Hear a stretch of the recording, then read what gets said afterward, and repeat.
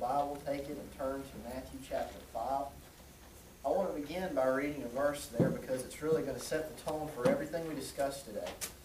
Matthew chapter 5, the end of the first part of the Sermon on the Mount, Jesus is defining a new, more excellent way. And as he does that, he closes the chapter with a high command, a command that's very difficult.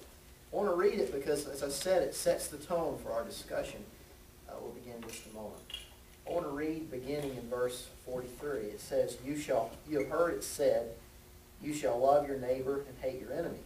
But I say to you, love your enemies and pray for those who persecute you, so that you may be sons of your Father who is in heaven.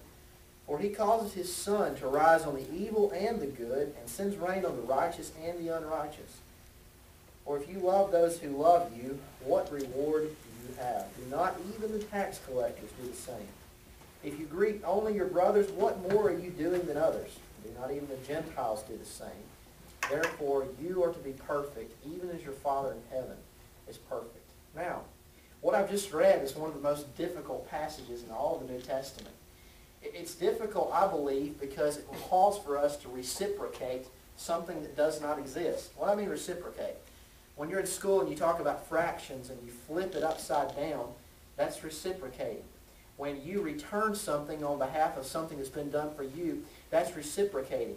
But Jesus calls for us to return an action to somebody that they don't deserve, something that they've not given us reason to respond this way. It's interesting, he calls us to love our enemies, those who have not done good to us, and he calls for us to do good to those who have not done good to us. He calls us to basically reciprocate, not on behalf of what the person has done, but because our Father is perfect. That idea of reciprocation, of repaying, is very interesting because you see it's easy to reciprocate. It's easy to get people back and do good to people who do good to you. But you've noticed, haven't you, that it's difficult to repay those who have given you nothing. It's difficult to love your enemies. Our text this morning from class is actually going to be in Philippians 1.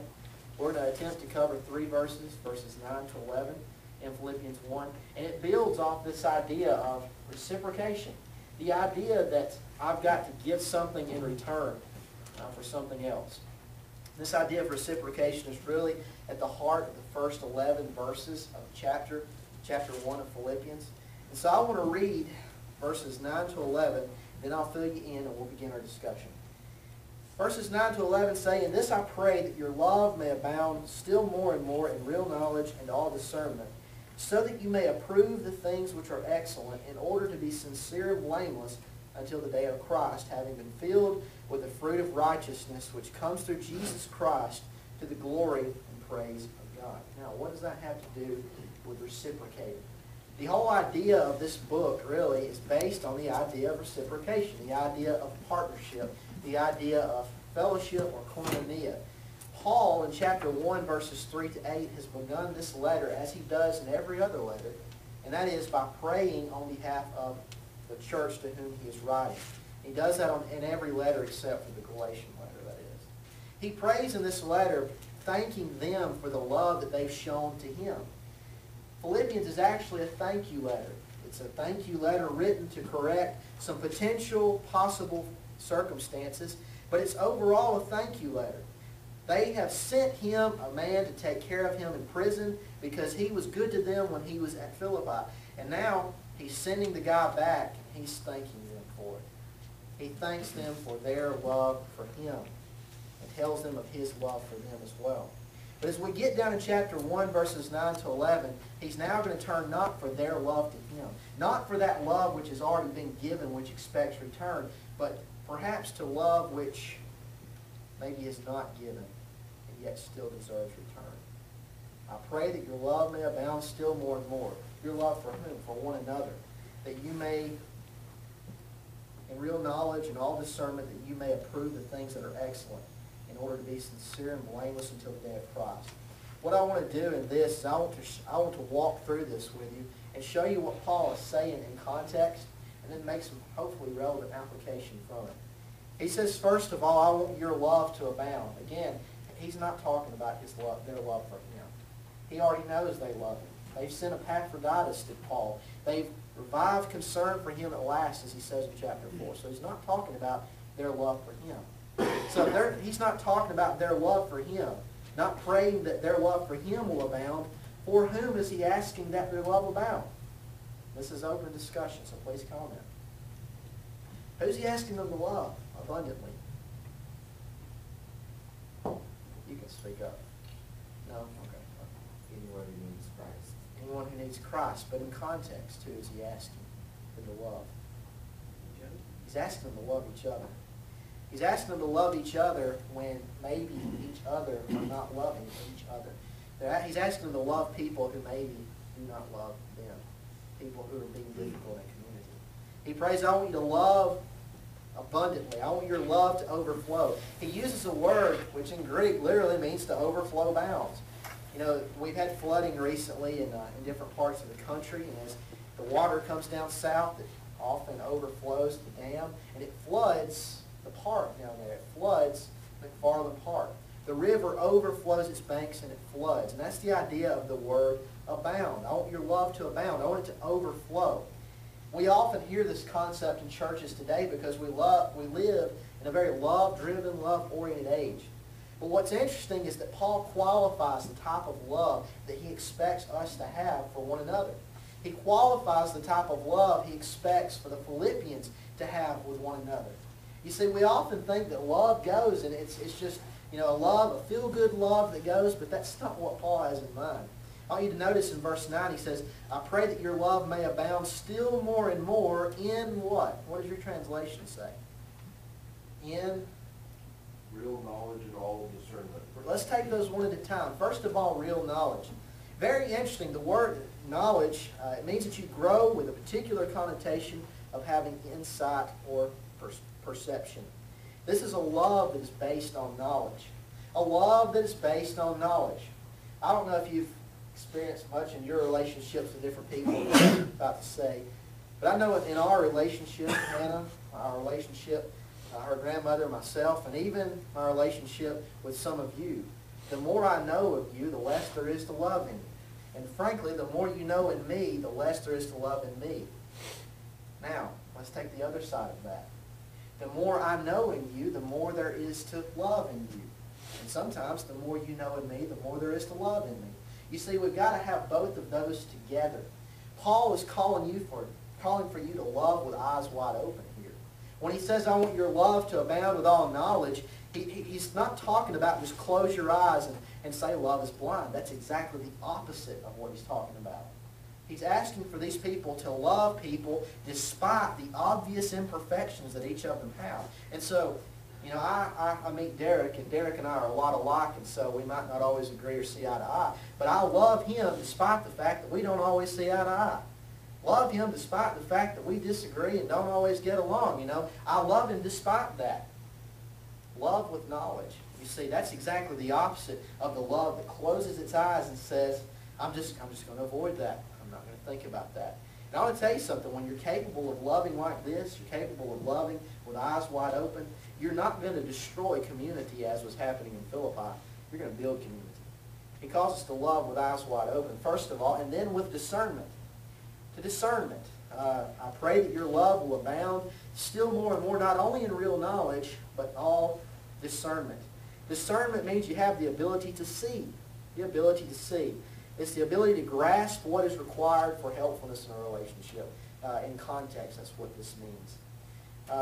Paul is saying here, I want you to be able to discern some things. Love with real knowledge, but also love with discernment. It might be that, you know, you might think of knowledge as loving with eyes wide open. That's seeing what is seen, okay? Discernment is the ability to see what you are seeing. And so again, he's asking that as they grow in love, they grow in love with eyes wide open, you know, and again, with discernment, with that ability to see clearly into the relationship. I want to stop and ask for your comments, what you're saying on this. You have questions at this point? Oh, man. Okay. All right. So love with real knowledge and all discernment.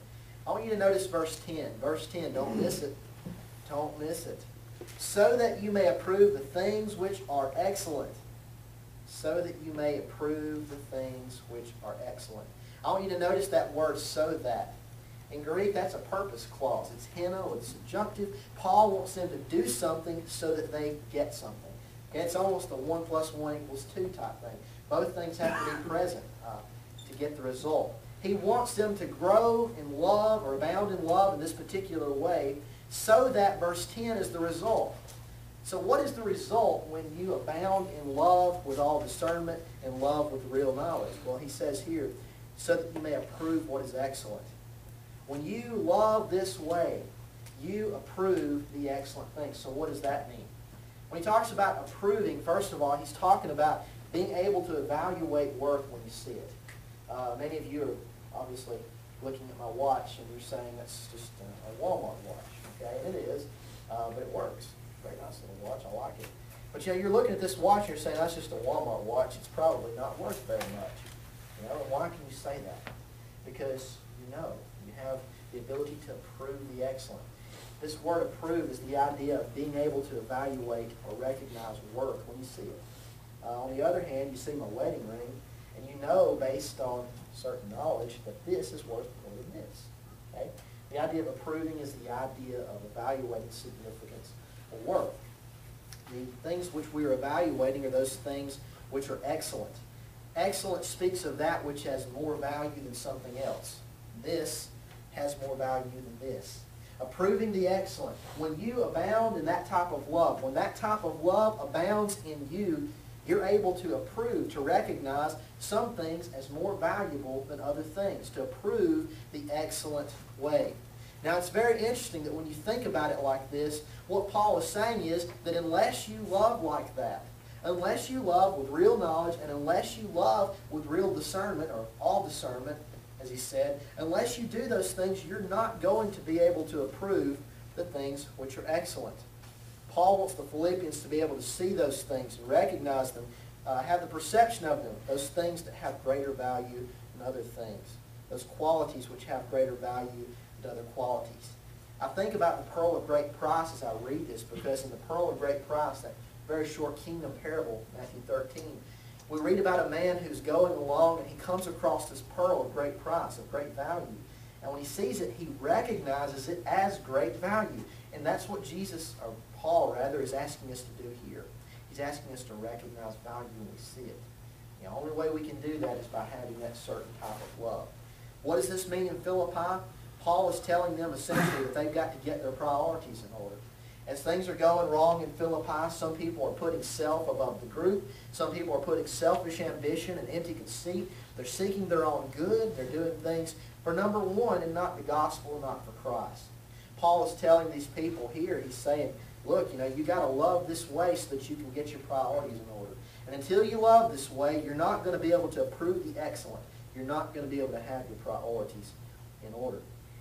Now, I want to open that up for your comments at this point. Would you like to say something or ask something? One of the things we tend to do with love in our culture is to think of it in terms of feeling first and maybe only in terms of feeling. And the passage you're reading has a lot of content. Yes, it's very good. A lot of content. Not just shutting your eyes to that content. You're recognizing it for what it is and loving it anyway.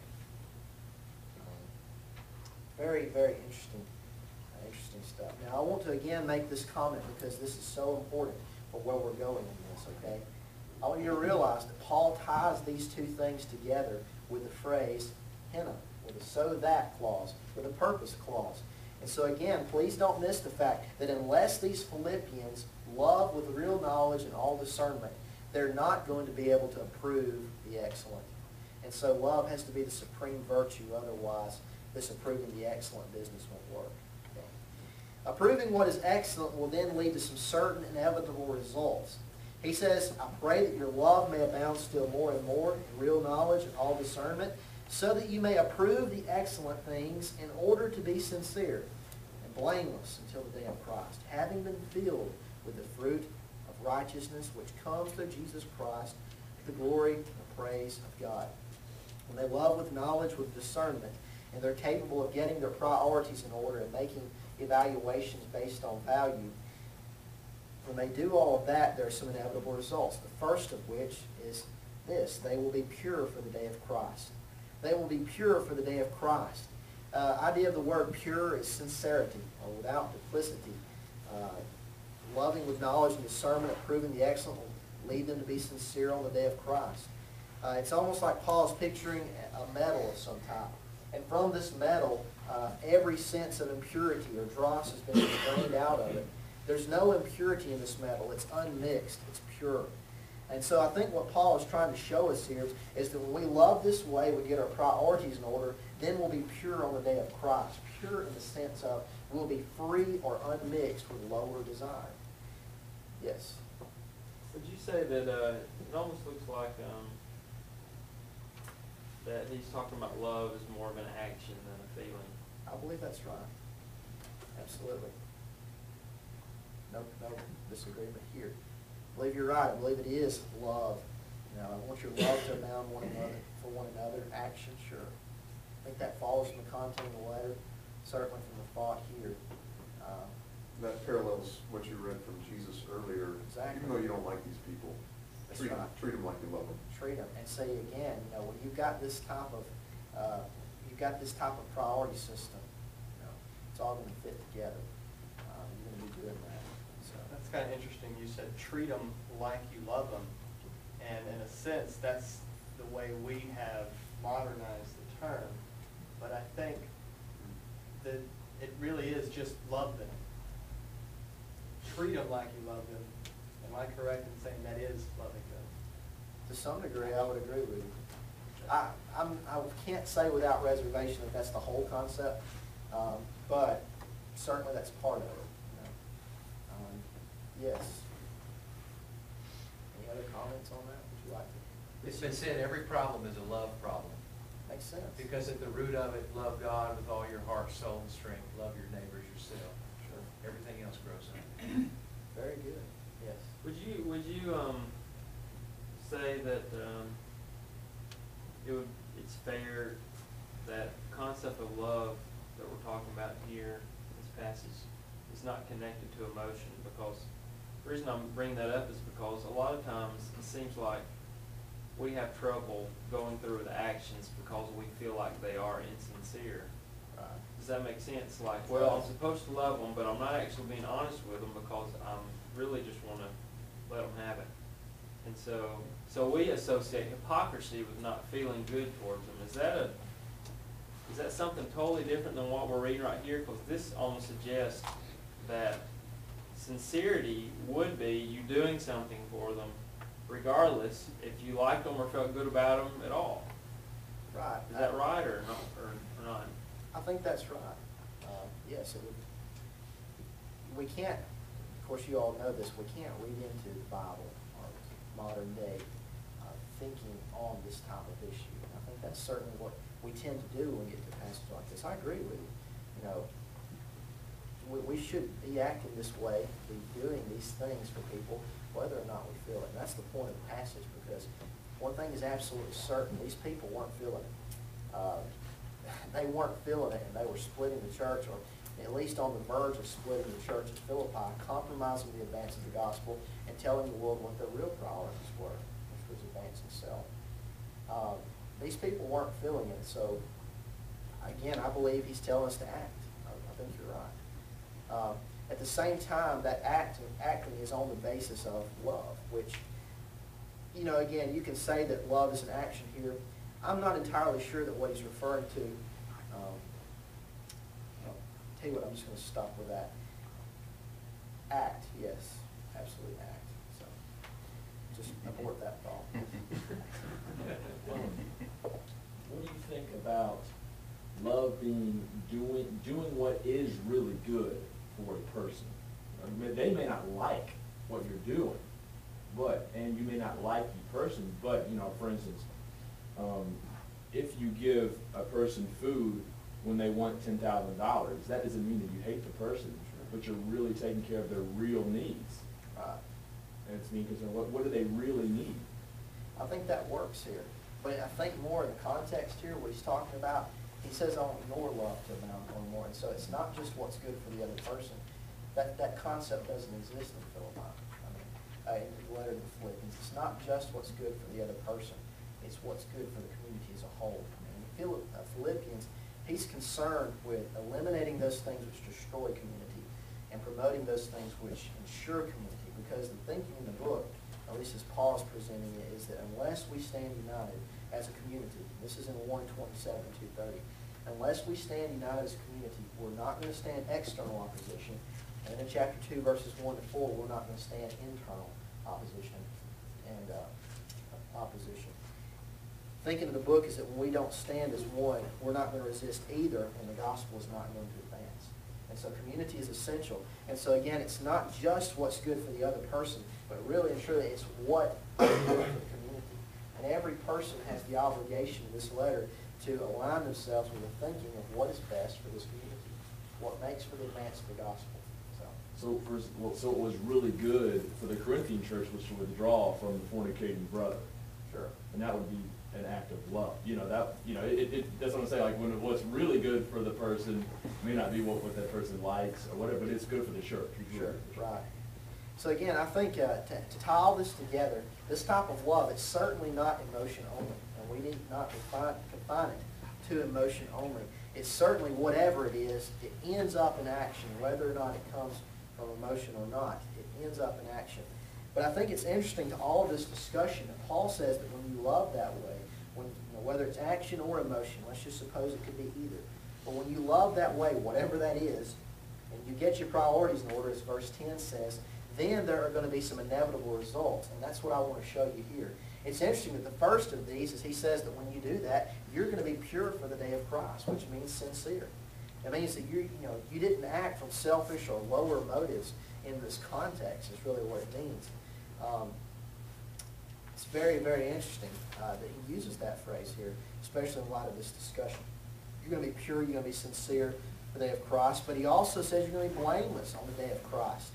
I give the word blameless here is literally you didn't meet a stumbling block hindering you from your way.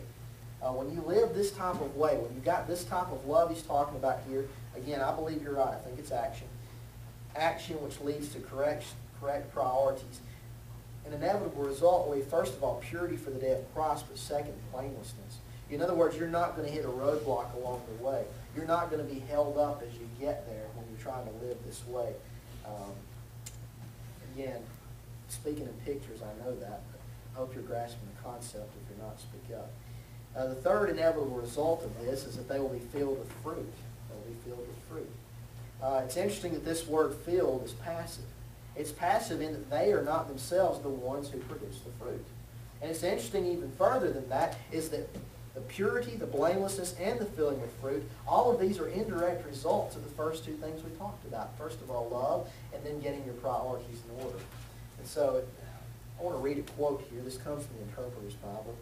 It says, "It is not enough to be faultless in a negative way, but a Christian life must result in all kinds of noble activity." This fellow is essentially saying about that it's not enough just to be pure in the sense of having an absence of something, an absence of impurity. It's not enough to simply be blameless in the sense of having an absence of blame. But he says this filling of fruit expresses the positive side of sanctification. The positive side meaning that I'm actually doing good. I'm actually producing good, doing good works. And so these noble activities, it's interesting he says they come from Jesus Christ. They come from Jesus Christ. In other words, they're not the result of us. And I think that fits in very nicely with what we've been saying so far, in that these things are indirect, you might even say inevitable results of the first thing. When you love this way, you get your priorities in order. These are the inevitable results. I think that's very interesting. And because of that, the last phrase of this is to the glory and praise of God. If it doesn't come from you directly, it comes to you indirectly, it's from God, not you, then you can't take praise for it. So it's glory to God. My point this morning is really this. Paul is calling them to do something for which they have no basis other than the love of Christ. He's asking them to treat one another in this way. And so again, whether it's emotion or whether it's action at first, whatever that word means there, it's supposed to terminate in action, okay? It ends up in action. And so, my point is this, that when we love this way, we have our priorities in order, these three things are the inevitable results: purity, blamelessness on the day of Christ, and filling with fruit. It's interesting that we often focus on these three and exclude the latter, okay? We often focus first of all on purity, and I don't know if you've ever tried, but when you focus exclusively on purity, that's when you mess up, okay? You focus exclusively on purity, that's when you blow it. You focus exclusively on being blameless, and you're going to blow it. You focus exclusively on filling with fruit or being filled with fruit, and you're going to blow it. You see, those three things cannot be where our focus is as Christians. And I think that's one thing that Paul is trying to say here. Because when you focus on being pure by yourself for the day of Christ, and you focus on being blameless by yourself for the day of Christ, and you focus on being filled with fruit by yourself for the day of Christ, you're taking your eyes off the community, which is against the grain of Philippi, and you're focusing on yourself. Rather, what we need to do is we need to first of all focus on love. Not that kind of feeling love, which is just, oh, I love this and I love that, that kind of love. No. Paul says, I want you to love like this. I want you to love with real knowledge, real awareness. I want you to love with real discernment. In other words, you have a clear picture of whom you're loving, but you love them anyway. But you love that way. And when you've got that as your, we might say, supreme virtue, then you're going to be able to approve what's excellent. Then you're going to be able to find the high road, the higher way, the better way in your community and whatever else you want to apply this to. And then you'll be filled with these things. And so, don't get it backwards. Focus on love, first of all, which will get your priorities in order. And then these things will be the inevitable result, at least according to this text. I want to give you the last word on this.